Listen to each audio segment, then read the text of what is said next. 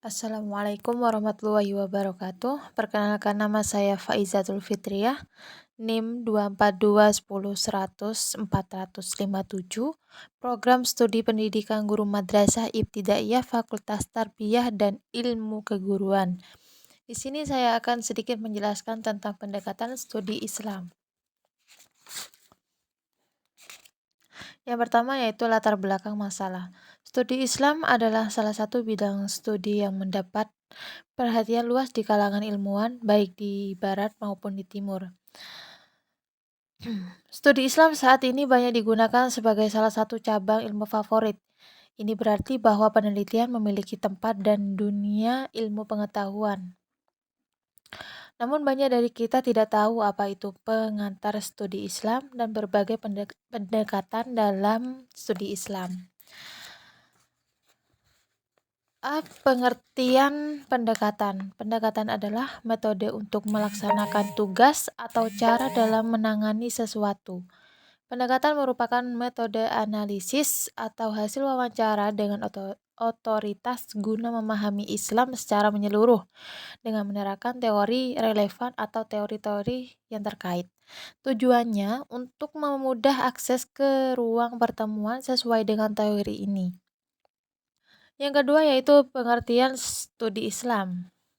Istilah studi Islam secara etimologis berasal dari bahasa Arab dirasa Islamiyah.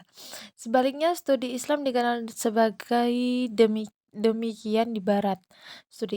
Studi Islam secara harfiah berarti penelitian tentang hal-hal yang berkaitan dengan Islam. Oleh karena itu, diperlukan sebuah kamus istilah khusus untuk mempelajari Islam secara sistematis dan koheren. Berikut jenis-jenis pendekatan dalam studi Islam. 1. Pendekatan teologis dalam studi Islam. Pendekatan teologis dalam penafsiran agama adalah metode yang menekankan aspek formal atau simbol-simbol agama masing-masing mengklaim dirinya sebagai yang paling sah, sedangkan aliran pemikiran lain dianggap salah. Sebagai ilmu agama, teologi memiliki peran penting dalam upaya membentuk pola pikir yang akan berdampak pada perilaku umat beragama. Untuk membentuk pola pikir, diperlukan pendekatan teologis yang berfungsi sebagai cara melahirkan gagasan teologis baru, baik itu tradisional, liberal, atau modern. Dari berbagai pendekatan teologis yang ada, pendekatan teologis normatif adalah pendekatan teologis dalam upaya untuk memahami agama secara harfiah. Pendekatan normatif ini dapat diartikan sebagai upaya untuk memahami agama dengan menggunakan kerangka ilahi yang diungkapkan dari keyakinan bahwa bentuk empiris dari suatu agama dianggap paling benar dibandingkan dengan agama lain. Pendekatan teologis normatif adalah studi ajaran Islam dari sudut pandang normativitasnya menggunakan disiplin teologi sebagai pendekatan studinya. Adapun jenis-jenis pendekatan teologis yang pertama ialah teologis apologetis. Teologis apologetis adalah peneliti yang menjadikan agama-agama lain sebagai objek kajiannya dan menjadikan agama sendiri sebagai ukuran penilaian. Setelah dibandingkan, agama lain dihina dengan tujuan memperkuat agamanya sendiri. Yang kedua yaitu pendekatan teologis dialogis. Jenis pendekatan ini bertolak belakang dengan jenis pendekatan yang sebelumnya.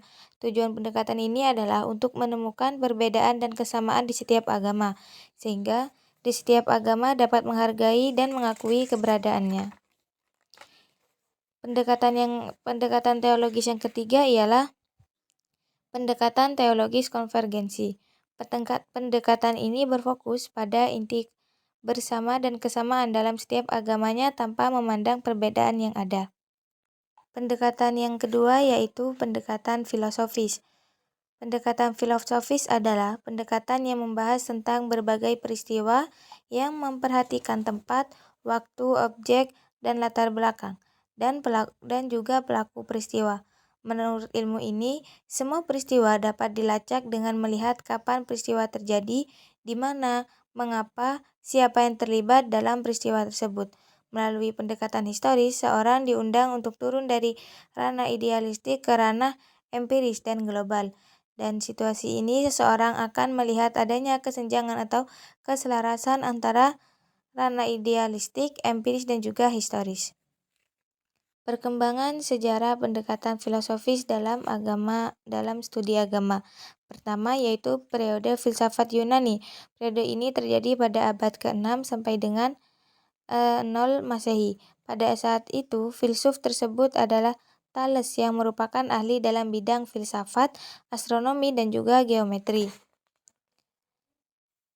Yang kedua, masa kelahiran Nabi Isa, abad ke-0 hingga ke-6 Masehi. Selama periode ini terjadi konflik antara gereja yang diwakili oleh para imam dan raja-raja yang mendukung gereja. Abad yang ketiga yaitu periode kebangkitan Islam. Dunia Kristen Eropa mengalami kegelapan di mana gereja merupakan pemegang kekuasaan mutlak dalam pemerintahan. Yang keempat, masa kebangkitan Eropa. Selama periode ini, Kekristenan yang berkuasa menjadi sumber otoritas kebenaran mengalami kehancuran. Pendekatan dalam studi Islam yang ketiga ialah pendekatan antropologis dalam studi Islam. Pendekatan ini dapat digunakan sebagai alat untuk memahami agama dengan melihat praktik keagamaan yang aktif dalam masyarakat. Karena pendekatan ini, agama menjadi lebih dekat dengan masalah manusia dan berusaha untuk menawarkan solusi. Antropologi berasal dari kata-kata anthropos dan logos. Manusia adalah anthropos, sementara ilmu pengetahuan adalah logos.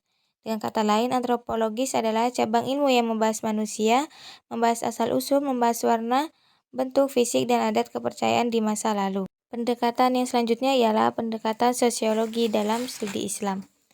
Sebelum membahas pendekatan sosiologi terhadap studi Islam, pertama-tama kita akan membahas apa itu sosiologi. Sosiologi yaitu berasal dari bahasa Latin yaitu socius yang berarti teman, kompanion, sedangkan logos berarti ilmu. Meskipun ada banyak definisi sosiologi, sosiologi umumnya dikenal sebagai ilmu tentang masyarakat.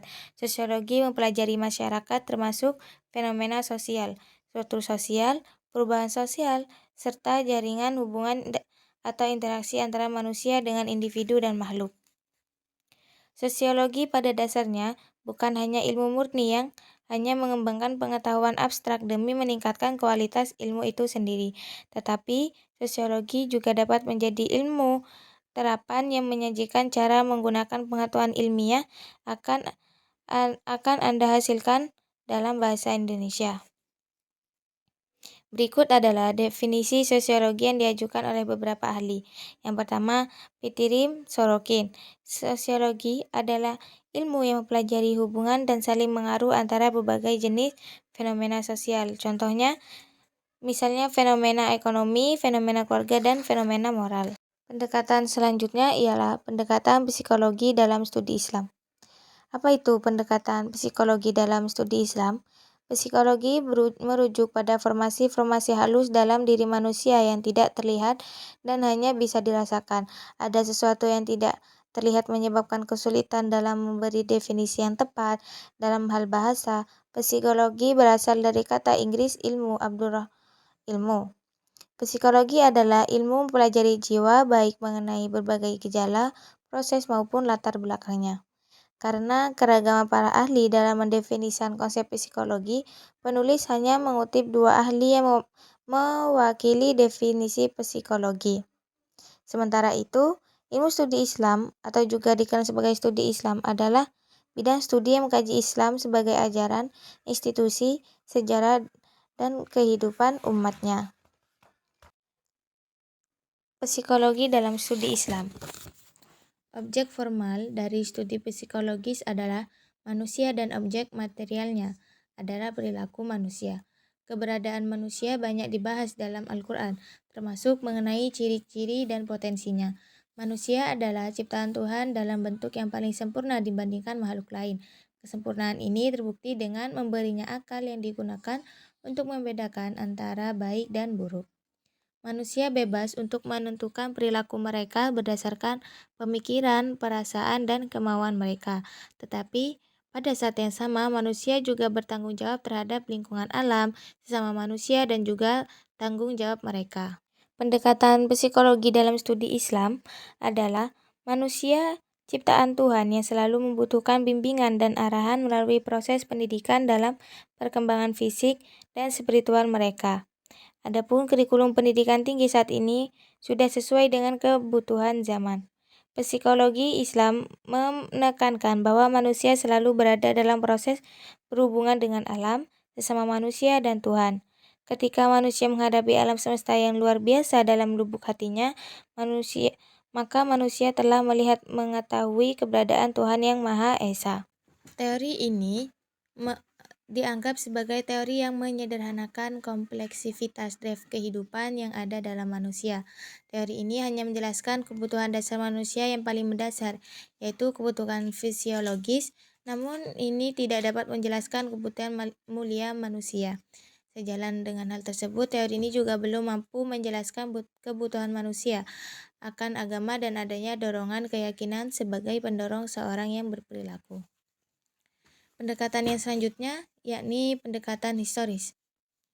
Asal-usul sejarah berasal dari kata syajarah yang artinya pohon, yang berkata dengan berkaitan bahwa sejarah melibatkan sejarah al-nasab, pohon genealogi yang di masa lalu disebut sejarah keluarga. Menafsirkan kata historis, sejarawan memiliki berbagai pendapat. Sebagai contoh, Edwin Freeman menyatakan bahwa sejarah adalah politik masa lalu. Sementara itu, Bambraham menyebut sejarah sebagai ilmu mengenai perkembangan manusia dalam upaya mereka sebagai makhluk sosial. Jika terkait dengan studi Islam, dapat disimpulkan bahwa Islam merupakan sejarah yang dikaji dari aspek historis, menganalisis perkembangan dari awal hingga sekarang, karena Islam tidak dapat dipisahkan dari sejarahnya. Pendekatan historis sangat diperlukan dalam studi Islam, karena Islam datang kepada manusia dalam situasi yang berkaitan dengan kondisi sosial masing-masing. Melalui pendekatan historis, seseorang diundang untuk memahami situasi aktual terkait pelaksanaan suatu acara. Dari sini, seseorang tidak akan memahami agama di luar konteks historisnya, karena pemahaman di luar konteks historis dapat menyesatkan. Mengingat pendekatan sejarah memiliki cara sendiri dalam melihat masa lalu untuk mengatur masa kini dan masa depan. Penerapan pendekatan historis dapat dilakukan dalam kajian sumber-sumber Islam atau kajian Al-Quran dan Al-Sunnah. Misalnya, fenomena orang mabuk berdoa. Ada dasar normatif dalam Al-Quran, jangan mendekati salat dan jangan dalam keadaan mabuk. Itu salah satu contoh fenomena pendekatan historis. Melalui konteks ini, dapat disampaikan bahwa jika seorang sedang mabuk, ia tidak boleh berdoa sampai ia sadar kembali. Namun hal ini memberikan kesan bahwa di luar dari ibadah adalah diperbolehkan untuk mabuk.